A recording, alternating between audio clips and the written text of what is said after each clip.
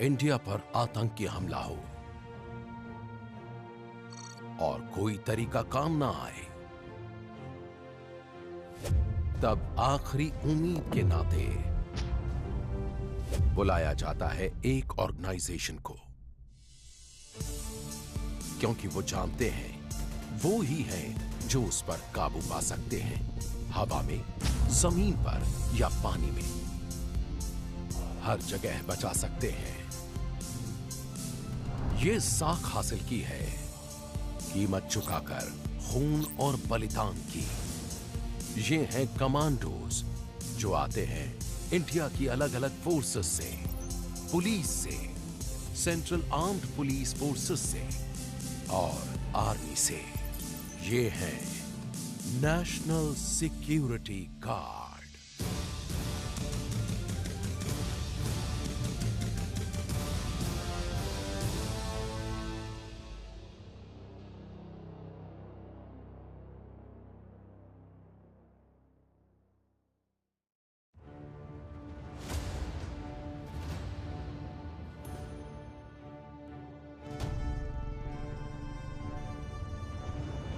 NSG campus से निकले हैं इंडिया के कुछ सबसे शानदार हीरोज, ब्लैक कैट कमांडोज, जिन्होंने लोहा लिया आतंक से देश भर में जंग के कई मैदानों में।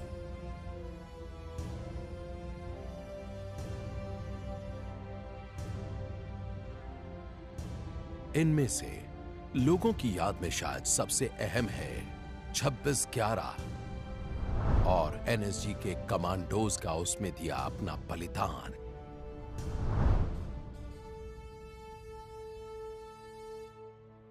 उनकी विरासत को एनएसजी ने आज तक सहेजा हुआ है।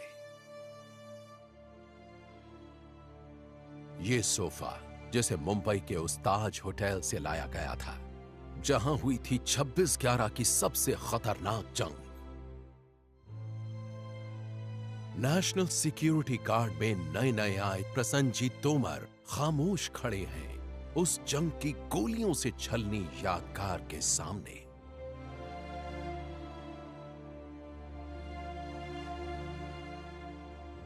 एक एनएसजी कमांडो के नाते उनका पहला दिन शुरू होता है इसी सोफे पर।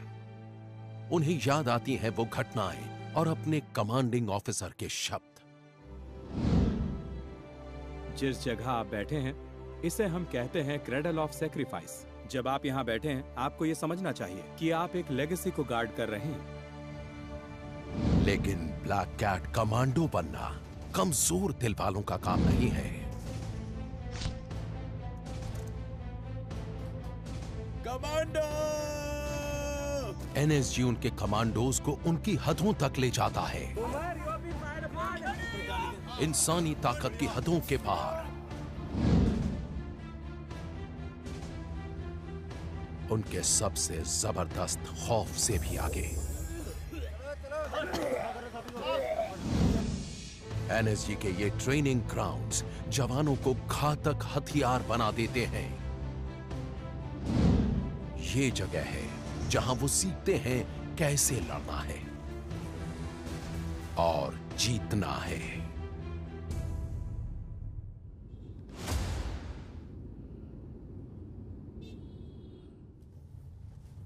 ये जो जयपुर हाईवे है ना, उस साइड से लेना। जयपुर हाईवे से वो गेट नंबर 1 है ना, वहीं आएगा।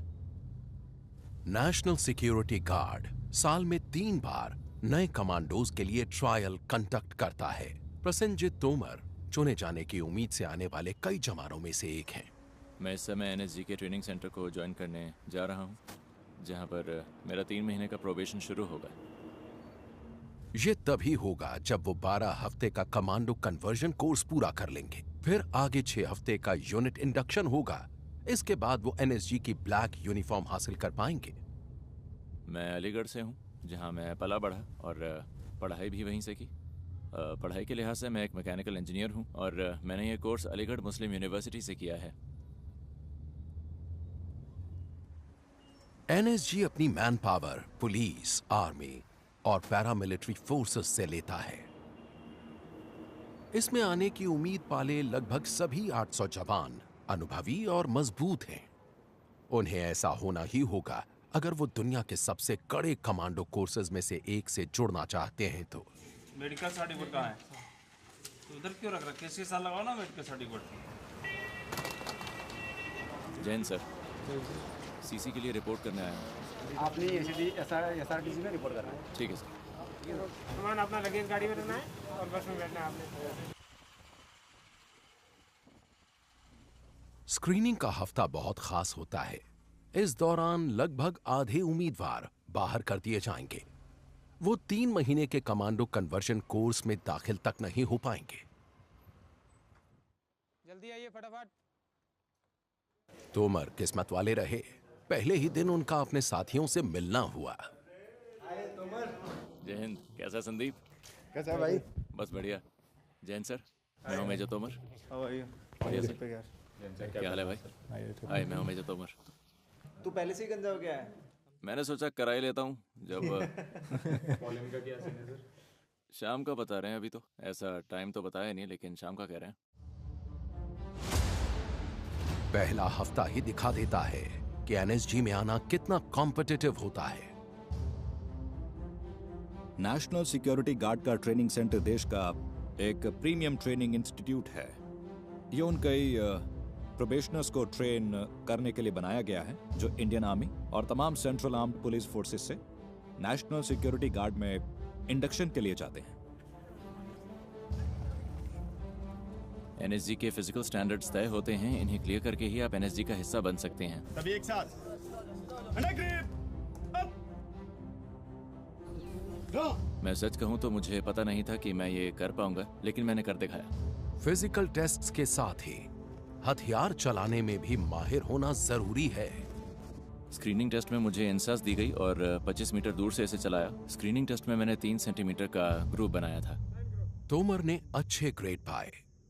कोर्स से पहले एक फिल्ट्रेशन या एक स्क्रीनिंग टेस्ट लिया जाता है यहाँ पर, और बहुत से कमांडोस जो इसे ही पास नहीं कर पाते इस स्क्रीनिंग टेस्ट को, अफसोस हमें उन्हें वापस भेजना पड़ता है। एनएसजी वो फोर्स है जो खास तौर पर आतंकवाद का मुकाबला करती है, हर तरीका इस्तेमाल करते हुए। नेशनल सिक्योरिटी गार्ड हेडक्वार्टर्स में सबसे सीनियर ऑफिसर होते हैं डायरेक्टर जनरल। एनएसजी इंडिया की एक premier urban anti terror force है, इसलिए हमें ऐसे ऑपरेशंस के लिए बुलाया जाता है जो बहुत ही क्रिटिकल होते हैं। एक एंटी टेरर फोर्स के नाते एनएसजी का मुख्य काम है आतंक से निपटना, हर तरह के आतंक से। इसलिए आमतौर पर हमें फोर्स की आखिरी उम्मीद के तौर पर बुलाया जाता है, और हम एक फेडरल कंटिजेंसी फोर्स कहे जाते हैं। इसलिए हमसे ऐसे ऑपरेशंस की उम्मीद होती है जो बहुत ही ज्यादा सीरियस होते हैं, जिनसे देश की सुरक्षा को गंभीर खतरा हो सकता है। मानेसर में एनएसजी कैंपस करीब 1600 एकड़ में फैला हुआ है। इसके बहुत सारे ट्रेनिंग ग्राउंड्स में आतंक का मुकाबला करने की तरकीबें सिखाई जाती हैं, उन्हें पक्का किया जाता है।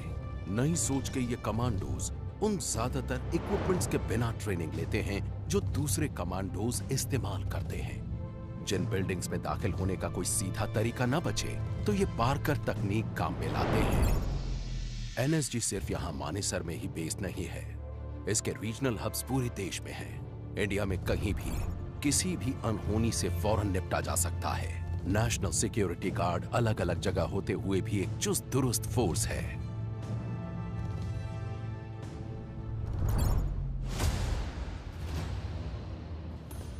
एक हफ्ते का स्क्रीनिंग टेस्ट पूरा हो चुका है।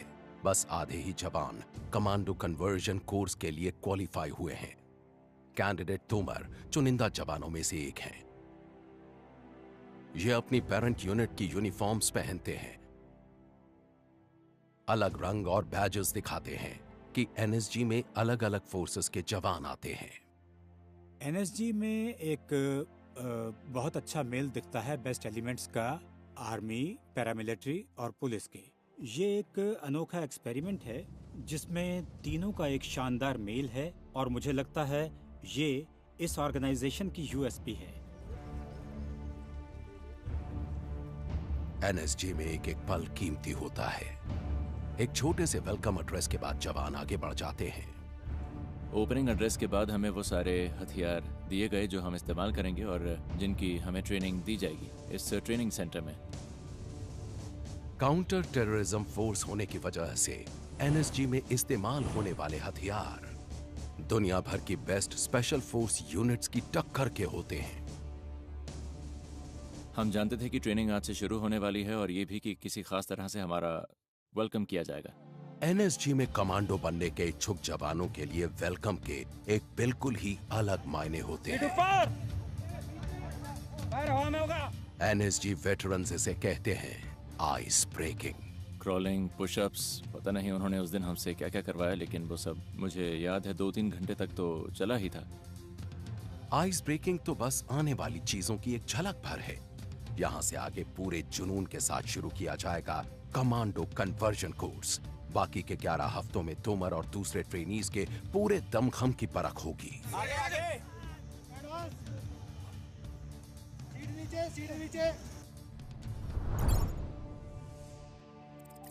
एनएसजी को 3 मेन पिलर्स में बांटा गया है।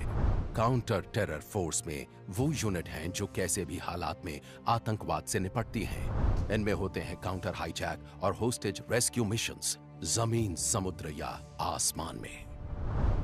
क्लोज प्रोटेक्शन फोर्स देश भर में चुनिंदा वीआईपीज की सुरक्षा करती है। तीसरा पिलर है state of the art bomb detection and disposal squad और national bomb data center. NSG के सभी ऑपरेशंस जोखिम भरे होते हैं। क्लोज प्रोटेक्शन फोर्स का काम भी ऐसा ही है। ये हाई रिस्क वीआईपीज को सुरक्षा देते हैं जिसमें वो खुद बेहद जोखिम में रहते हैं, इसलिए इन्हें कहा जाता है बुलेट कैचर्स। ये बुलेट कैचर्स शब्द टीम की खुद को खतरे और प्रोटेक्टी के बीच में रखते हुए खतरे को बेअसर करने की शानदार काबिलियत से आया है, क्योंकि कमांडो की हिफाजत और सलामती हमारी प्रायोरिटी है। इसलिए हमारी team state of the art हथियारों, स्पेशलाइज्ड इक्विपमेंट से लैस रहती है। हम लगातार अपनी परफॉर्मेंस को बढ़ाने और आने वाले किसी भी संभावित खतरे को देखते हुए एक कदम आगे रहने पर ध्यान देते हैं। क्लोज प्रोटेक्शन फोर्स कमांडोज अपने काम से जुड़े खतरों को बखूबी जानते हैं, इसलिए पक्का करते हैं कि हालात बेकाबू होने से पहले हर तरह के खतरे को दूर कर दें।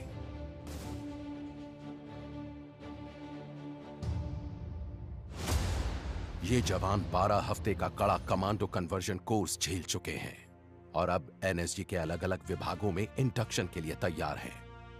तोमर को प्रीमियर काउंटर टेरर यूनिट्स में से एक मिली है। इस यूनिट को 3 अशोक चक्र मिल चुके हैं। ये पीस टाइम का सबसे बड़ा गैलेंट्री अवार्ड होता है, इसलिए मैंने इसे चुना और किस्मत से ये मुझे मिल भी गया। आप लोगों का स्वागत करता हूँ। आप लोग यहाँ पर ओरिएंटेशन ट्रेनिंग के लिए आए हैं। काउंटर टेररिज्म यूनिट ट्रेनिंग के आने वाले 6 हफ्ते गुजरे 3 हफ्तों को बाएं हाथ का खेल जैसा साबित कर देंगे। अभी आप एक स्पेशलिस्ट यूनिट में आ रहे हैं। इस देश का इलीट काउंटर टेरर यूनिट है। हमारा इतिहास खून से लिखा हुआ है और आज इस ट्रेनिंग करने के बाद जब आप ब्लैक इन होंगे तो आप उस विरासत, उस लेगेसी के कस्टडियन होंगे। इसके लिए आप लोगों से एक्सपेक्टेशन है कि आप यहाँ पर आपके दाएं बैठे हुए उस्ताद जो सिखाएंगे उसको बहुत लगन से, बहुत मेहनत से सीखेंगे।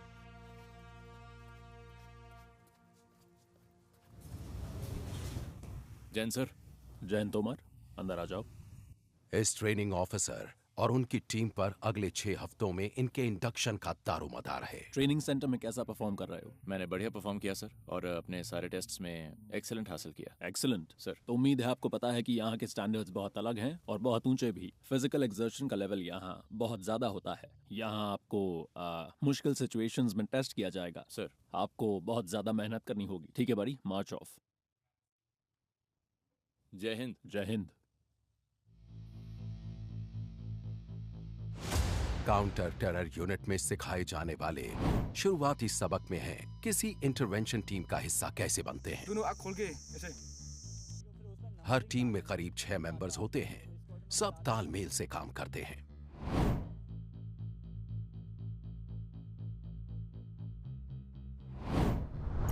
किसी भी काउंटर टेरर फोर्स का पहला बिल्डिंग ब्लॉक होती है एक इंटरवेंशन टीम। हर मेंबर किसी खास हुनर में माहिर होता है। बाकी हुनर के साथ ही इनमें हैं डिमोलिशंस, कम्युनिकेशंस, मेडिसिन, स्नाइपर, मार्क्समैनशिप के हुनर। आमतौर पर इनकी मदद के लिए एनएसजी K9 स्क्वाड से एक डॉग और हैंडलर भी साथ रहता है। हर टीम मेंबर बैटल में 20 केजी से ज्यादा भारी किट और प्रोटेक्टिव गियर लेकर चलता है।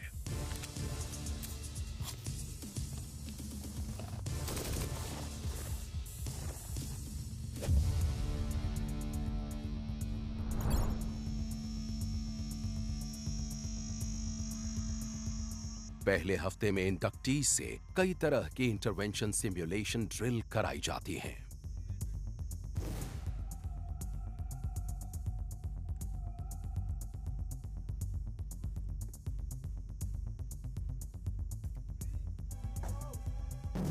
उनके ट्रेनिंग ऑफिसर उनकी हर हरकत पर बारीक नजर रखते हैं। हर मोड़ पर नए सरप्राइजेस पेश किए जाते हैं। एक नई चुनौती है टीयर गैस कैन।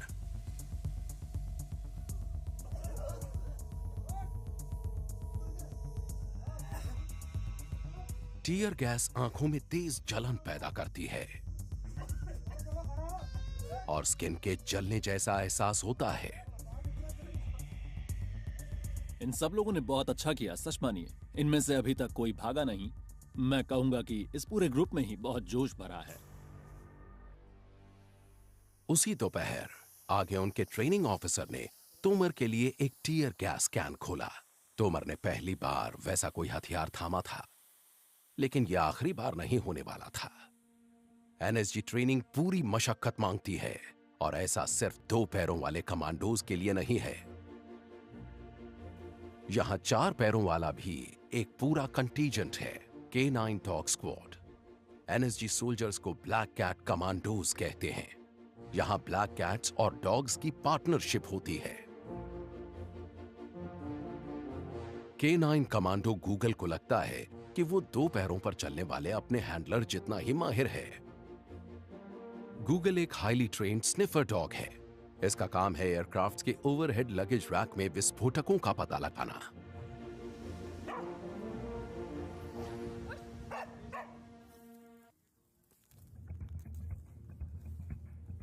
लेकिन ऑपरेशंस में जाते वक्त एनएसजी की पहली पसंद होता है ये बेल्जियन मैलिनोआ।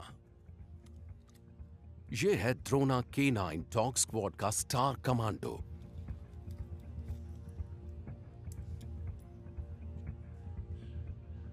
एक्शन में द्रोना पहला कमांडो होता है।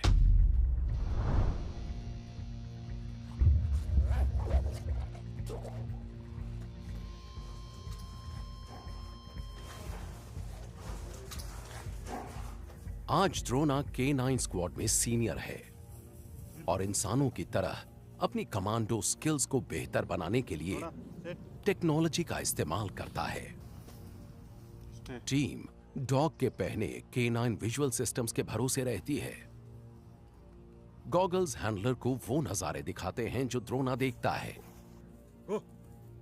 हैंडलर द्रोना के कान में लगी एक डिवाइस के जरिए उससे बोलता है। Good. Stay. Drona back. Back. Stay. Left. इस दूसरी एक्सरसाइज में द्रोना अपने हैंडलर की नजरों से दूर जाएगा, करीब 1 किलोमीटर दूर मौजूद एक टारगेट को दबोचने के लिए। Go, go, go. Drona full package है एनएसजी के सबसे शानदार हथियारों के बीच।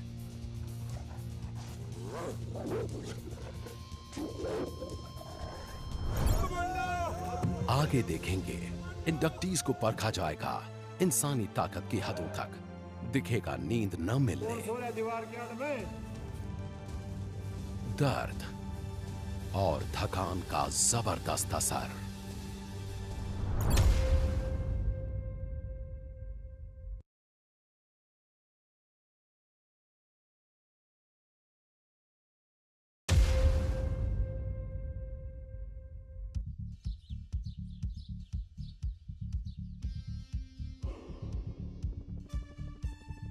नेशनल सिक्योरिटी गार्ड के दूर तक फैले ट्रेनिंग ग्राउंड्स में कमांडोज काउंटर टेररिज्म टैक्टिक्स को निखारते हैं। इंडिया में सिर्फ एनएसजी के पास है काउंटर हाईजैक फोर्स। इनके कमांडोज कैंपस में मौजूद एयरक्राफ्ट के साथ हाईजैक के हालात की प्रैक्टिस करते हैं। टाइमिंग सबसे अहम है। FIT move, MIT move, closure over. असल ऑपरेशन में यह जिंदगी और मौत का फैसला कर सकता है। MIT गो। कामयाबी मिलती है बेहद सटीक तालमेल से, वही सबसे अहम है।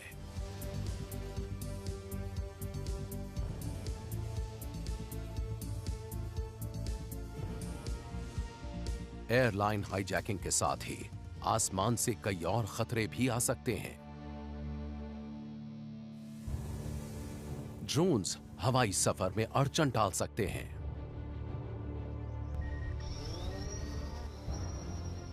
ये नारकोटिक्स और विस्फोटक भी डिलीवर कर सकते हैं या किसी हमले या सर्वेलेंस में मदद कर सकते हैं। 81 ड्रोन इन रेंज। 81 एंगेज। ऐसी हरकतों से निपटने के लिए एनएसजी के पास कमांडोज और इक्विपमेंट दोनों हैं। ड्रोन किलर वेपन सिस्टम गोलियां नहीं दागता, बल्कि ये इनविजिबल रेडियो वेव्स छोड़ता है। ये कई तरह के अनमैन्ड एरियल व्हीकल्स को बेअसर कर देता है।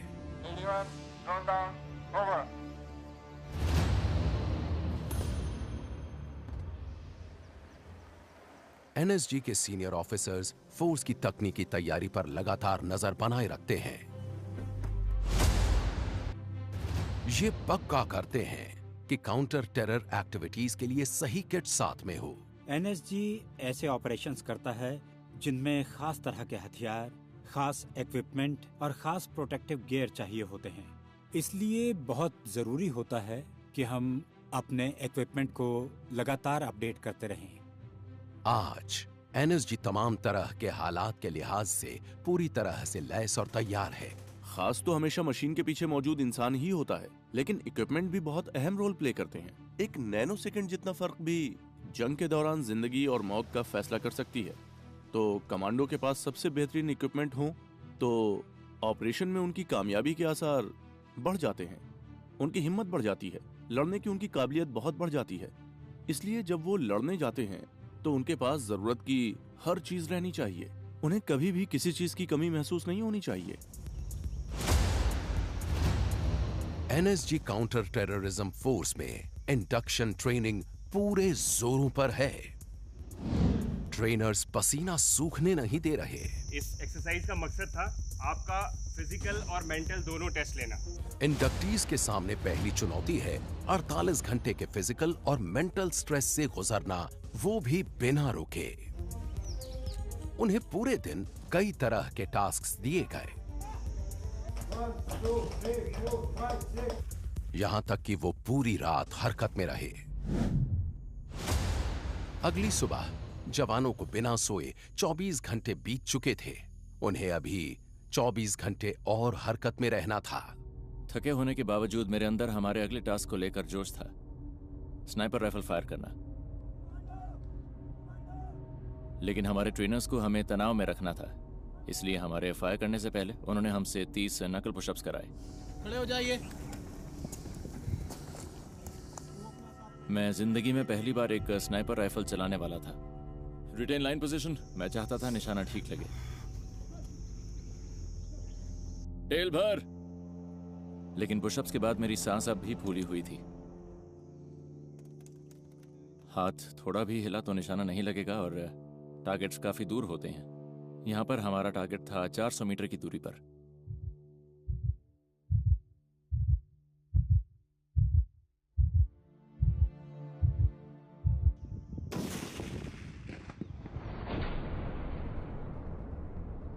मैं बहुत ही खुश हुआ। मुझे लगा मैंने कुछ हासिल किया है, लेकिन सच कहूं तो उस वक्त दिमाग में तनाव से भरे आगे के 23 घंटे ही थे जो आने वाले थे। एनएसजी के आर्सेनल में स्नाइपर्स बहुत अहम हैं। कमांडो हाईली ट्रेन्ड मार्क्समैन होते हैं जो बेहद दूर के टारगेट्स पर निशाना साध सकते हैं। कभी कभी तो 1 किलोमीटर दूर तक का निशाना भेद देते हैं।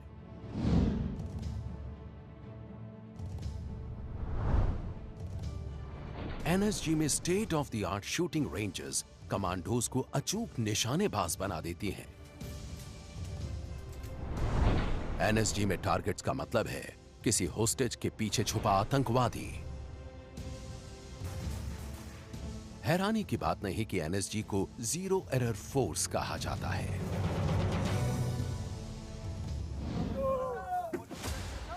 इस बीच इंडक्टीज 48 घंटे के स्ट्रेस टेस्ट से गुजरना जारी रखे हुए हैं। आप आगे चले जाओ, आगे चले जाओ। दूसरे दिन की दोपहर से पहले वो 40 डिग्री से ज्यादा के तापमान में टायर्स को पलट रहे हैं। मुझे याद नहीं उस टायर का वजन कितना था, लेकिन रात भर जागने के बाद करीब 800 मीटर तक उसे पलटते जाने में जान निकल गई। बदली करो साहब की बदली, साहब आप आगे हो जाओ। ये सोचकर और पसीना आ रहा था कि अभी 20 घंटे की कसरत और आगे है। निकलो, आगे निकलो। लेकिन ऐसे पलों में सबसे अच्छा होता है कि अगले टास्क पर ध्यान दिया जाए, न कि अपने आप को डिस्ट्रैक्ट किया जाए। शाम होने पर जवानों को एक छोटा सा ब्रेक दिया गया।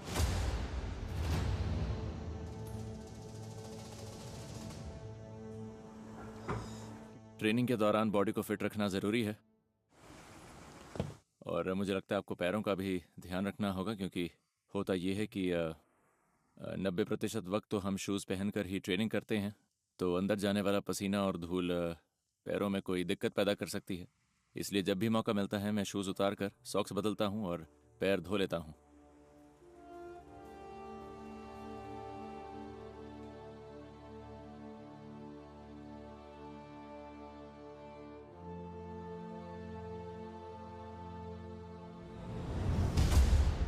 इंसान की बॉडी किसी जादू से कम नहीं, इसे हद तक ले जाकर हैरत अंगेज काम किए जा सकते हैं।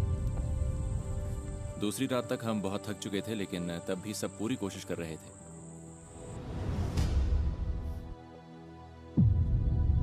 सच कहूं तो दिमाग में वो यादें रह रहकर उभरती हैं। ज्यादातर चीजें तो याद ही नहीं रही। जी सर। तुम्हें पीछे कहीं हटना है। ये जरूर याद है कि हमारे ट्रेनर्स ने हालात को एकदम असली जैसा बनाए रखा था। ये अजीब था, लेकिन असलियत के बहुत करीब था, क्योंकि अगर वैसा सच में होता तो सब कुछ ऐसा ही होता। जो ड्रिल्स बनती हैं वो ऑन ग्राउंड बनती हैं, जो सिनेरियोज बनते हैं वो ऑन ग्राउंड बनते हैं। तो जितनी आप लोग प्रैक्टिस करोगे, सिचुएशन संभालने में उतने ही बेहतर बनते जाओगे। तो भी आप लोग ब्रेक करोगे, फिर डिनर करोगे, फिर उसके बाद आपके रात के आदेश दे दिए जाएंगे। क्लियर है सर? भाई सब खुश हैं सर?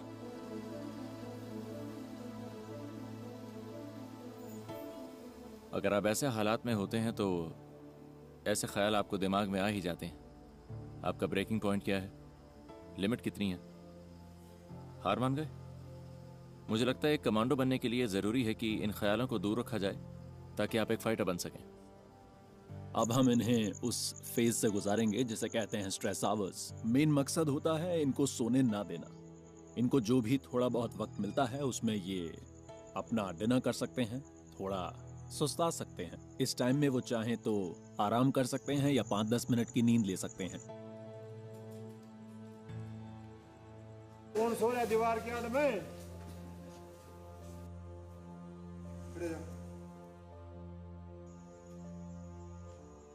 ऐसे पलों में मुझे अपनी फैमिली की याद आती है। मेरी बहन, उसका पहला बच्चा हुआ है जिसे मैंने अभी तक नहीं देखा, और मेरी बाइक की बहुत याद आती है। काश मेरी बाइक यहाँ होती और हमारे पास थोड़ा फ्री टाइम होता जिससे मैं बाइक राइड के लिए जा पाता। थोड़ा सा मजा तो हो ही जाता हमारे लिए। बाइक को मिस करता हूँ मैं। भोर में 3 बजे से एक्सरसाइजेस फिर से शुरू हो जाती हैं। आज सीपीटी पास हो जाएंगे सारे? अगर आज सीपीटी पास हो गए तो आज ब्रेक। 47 घंटे का स्ट्रेस पार हुआ। 1 घंटा और बचा है। फिजिकल ट्रेनिंग का पूरा 1 घंटा। किसी तरह बॉडी में बची ताकत से काम चलाते हैं, घुटने टेकने की नहीं सोचते, बस टास्क पूरा करने की सोचते हैं।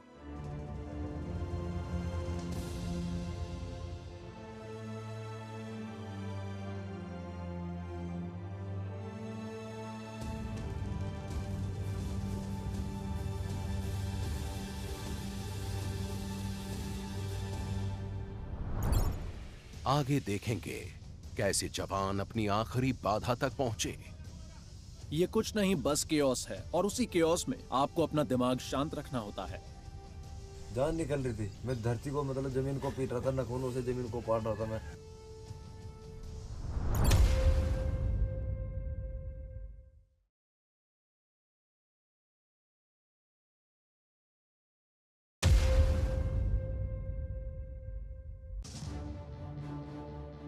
नेशनल सिक्योरिटी गार्ड ने ऑपरेशंस में खुद को साबित किया है, लगातार बार बार। कामयाबी की ये राह आसान नहीं रही है। देश हम पर भरोसा कर सकता है, क्योंकि जब भी एनएसजी को तलब किया गया है हमने कामयाबी दिलाई है, और जरूरत पड़ने पर एनएसजी फुर्ती से मौके पर पहुंचकर पूरी ताकत से सर्जिकल पंच लगाएगी। एनएसजी का पूरा ओरिएंटेशन हर वक्त तैयार रहने को लेकर होता है। इस वक्त भी इस देश में ऐसी 8 टीमें हैं जो 30 मिनट से कम वक्त में हरकत में आ सकती हैं। इसलिए एनएसजी का विजन है वर्ल्ड क्लास होना, क्योंकि एक जीरो एरर फोर्स कभी चूकती नहीं है।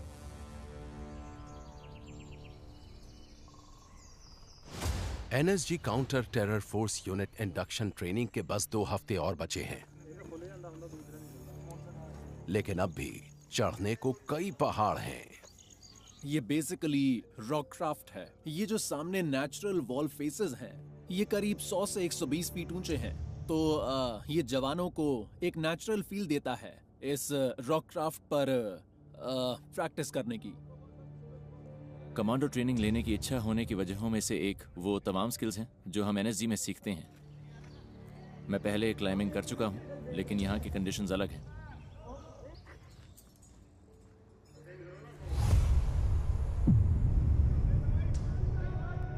दोपहर से पहले पारा 40 पर पहुंच चुका था।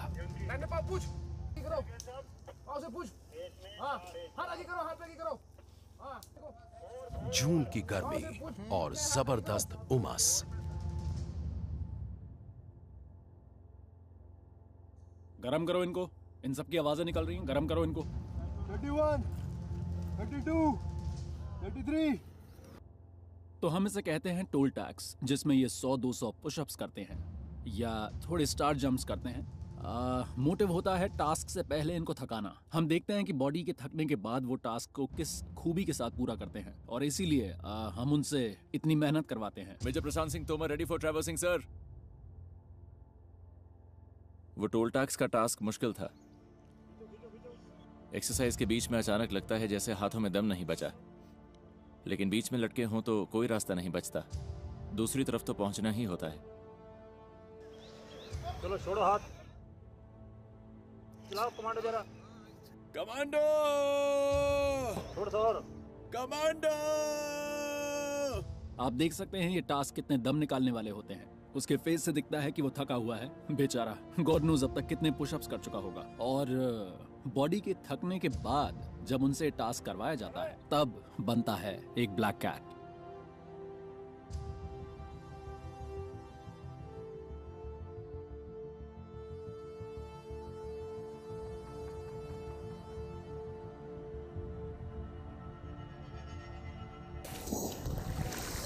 तोमर, मजा नहीं आया दोस्त।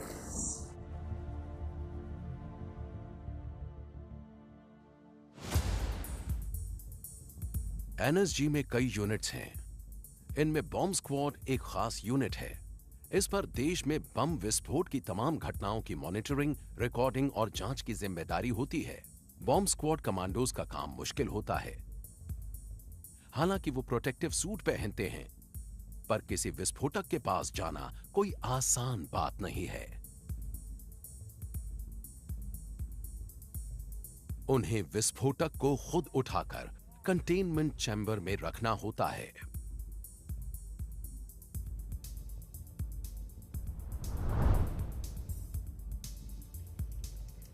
रोबोट्स खतरे को कम कर देते हैं। रिमोट ऑपरेटर्स इन व्हीकल्स को 1 किलोमीटर दूर तक ले जा सकते हैं। सीधा जाना, राइट मोड़ते ही दरवाजे, पहले दरवाजे के अंदर आईडी है। ऑन बोर्ड कैमरास रिकॉनेसेंस और इंटरवेंशन दोनों को मुमकिन बनाते हैं।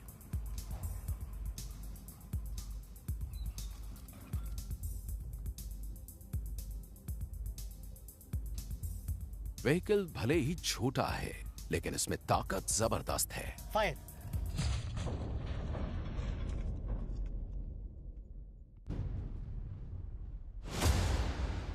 जून खत्म होने को है।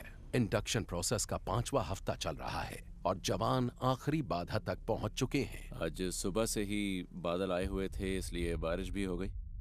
क्योंकि पिछले 3 दिन से इतना ज्यादा ह्यूमिड, इतनी ज्यादा गर्मी, मौसम इतना खराब रहा है कि अच्छा हुआ आज बारिश हो गई। इंस्ट्रक्टर्स ने सबसे मुश्किल टास्क अंत के लिए बचा कर रखा है। सर्किट पूरा करने में कम से कम 2.5 से 3 घंटे लगेंगे, क्योंकि वो चल कर नहीं, इसे रेंग कर पूरा करने वाले हैं। और हम देखेंगे कि वो एक टीम के नाते कैसा परफॉर्म करेंगे।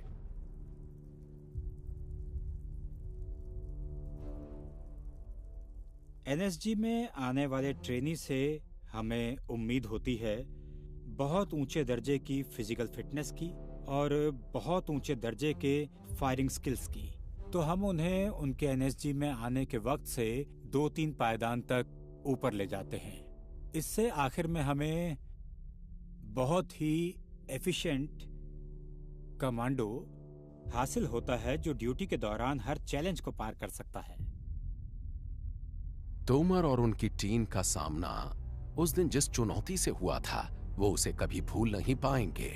होली चेंबर नाम की वो ऐसी बाधा थी जैसी उन्होंने पहले कभी नहीं झेली थी। इसमें धुएं से भरा एक छोटा सा कमरा था। जवानों को अपनी सांसें रोककर अंदर जाना था। अंदर एक बॉक्स है, आपको वो बॉक्स लेकर आना है। उस बॉक्स में एक की है, आप उस बॉक्स को बाहर लाएंगे। उसके अंदर एक मैप है और वही आपको अगले टारगेट तक लेके जाएगा। पता नहीं कैसे बताऊं मैं, दिमाग में 100 चीजें चल रही होती हैं, कुछ दिखाई नहीं देता। सांस रोकने की कोशिश करते हैं लेकिन धुआं अंदर जाता रहता है और कहीं नहीं जा सकते। उससे लड़ना होता है।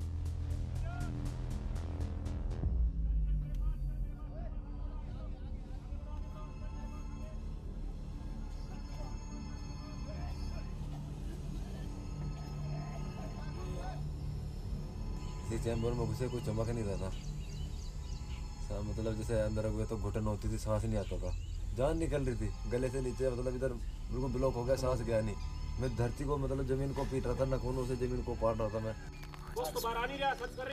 बॉक्स को ढूंढ कर लाने की टीम की पहली कोशिश बेकार गई, जिसका एक ही मतलब था, दोबारा कोशिश करो।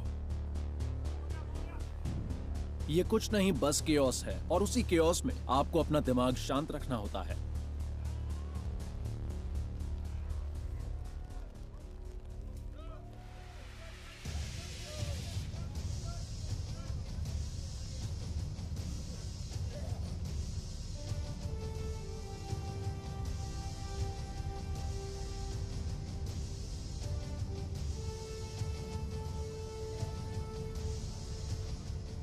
बॉक्स को ढूंढना अब तक का सबसे मुश्किल टास्क था।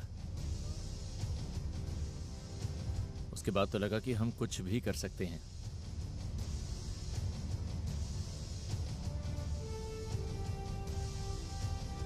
हम 6 लोगों का कोई मुकाबला नहीं था।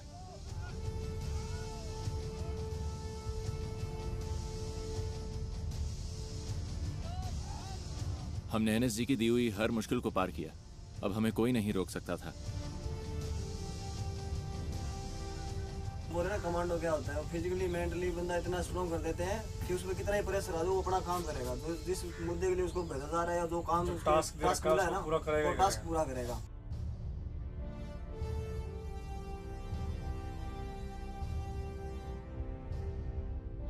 मेरे लिए बहुत ही फख्र की बात है, क्योंकि मैंने इनको पुश किया है इनकी हदों से पार, और ये जानने की कोशिश की कि ये कितना आगे जा सकते हैं। हमने यहाँ तक पहुँचने के लिए लंबा सफ़र तय किया है और उस दिन महसूस हुए दर्द और थकान के बावजूद हम जोश से भरे थे कि हम एनएसजी का हिस्सा बनने वाले हैं। हार्ड वर्क के बाद मतलब आज वो दिन आ गया, आज हम परसों ब्लैक कैट कमांडो बनेंगे। बहुत अच्छा फील होगा हमें भी, घर वालों को भी। ये बीते 5 हफ्ते एनएसजी के सबसे मुश्किल हफ्ते रहे और मुझे लगता है कि जितना भी टाइम हम सब एनएसजी में यहाँ पर रहेंगे, ये 6 के 6 बंदे हमेशा साथ रहेंगे।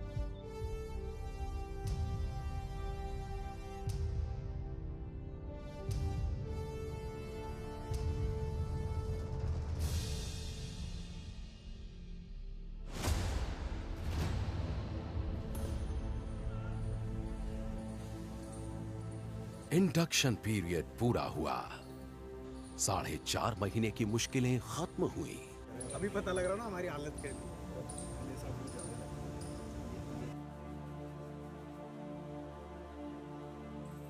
ये ब्लैकनिंग सेरेमनी की सुबह है।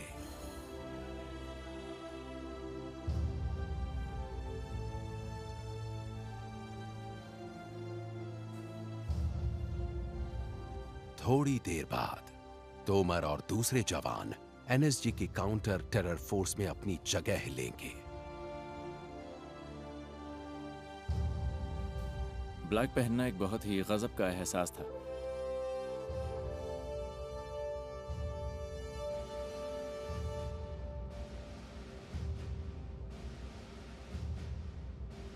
ये कहना गलत होगा कि मुझे यकीन था कि मैं एक एनएसजी कमांडो बन जाऊंगा, लेकिन मैंने कर दिखाया।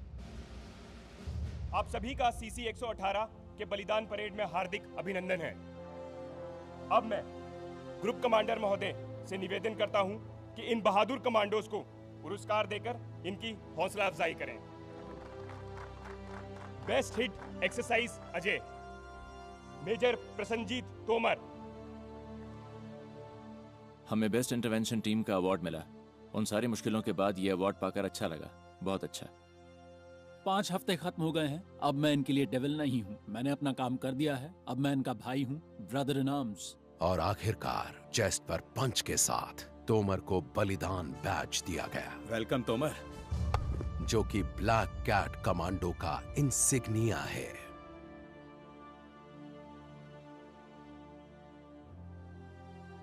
सेरेमनी के बाद हमें पहली बार ऑफिसर्स मेस में ले जाया गया।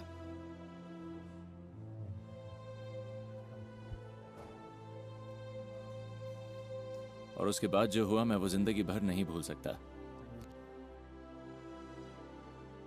जिस जगह आप बैठे हैं इसे हम कहते हैं क्रेडल ऑफ सैक्रिफाइस। आप अपने आसपास देखेंगे तो आप पाएंगे वो गोलियों के निशान जो हमें मिले ताज होटल मुंबई से। जिस चेयर पर आप लोग अभी बैठे हुए हैं यह है पाम लाउंज से ताज होटल की। यह वही जगह है जहां मेजर उन्नी कृष्णन ने सर्वोच्च बलिदान दिया था। तो इस पर बैठते हुए हमें ध्यान रखना चाहिए कि हम एक लेगेसी को गार्ड कर रहे हैं, एक ऑफिसर और लीडर की तरह। मेजर उन्नी कृष्णन ने जो किया वो हमारी लीडरशिप को एक नई ऊंचाई पर ले जाता है। अपने सपने को सच बनाकर एनएसजी कमांडोज बनने वाले जवानों के लिए इंडक्शन तो बस पहला कदम है। उन्हें अब उन स्टैंडर्ड्स तक पहुंचना होगा जो उनसे पहले के वीरों ने सेट किए हैं।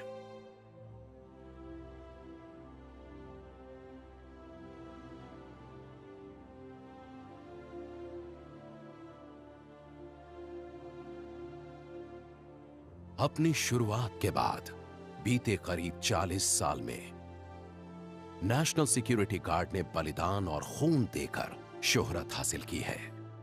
अपनी जान कुर्बान करने वाले जवान हर रोज प्रेरणा देते हैं। ये देश हमेशा उन्हें याद रखेगा। उनकी वीरता हमेशा याद रखी जाएगी। देश उनका हमेशा आभारी रहेगा।